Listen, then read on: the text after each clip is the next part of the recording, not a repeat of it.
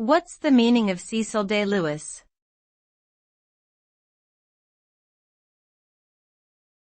Cecil Day-Lewis.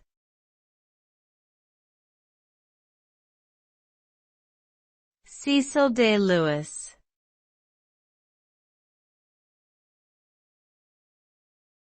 Cecil Day-Lewis.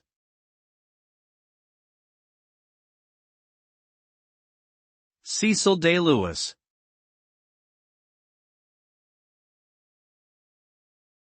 Cecil Day-Lewis was an Anglo-Irish poet, novelist, and literary critic who lived from 1904 to 1972. He was the Poet Laureate of England from 1968 until his death.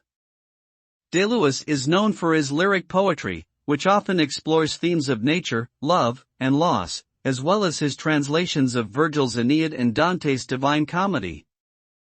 He also wrote a number of mystery novels under the pseudonym Nicholas Blake.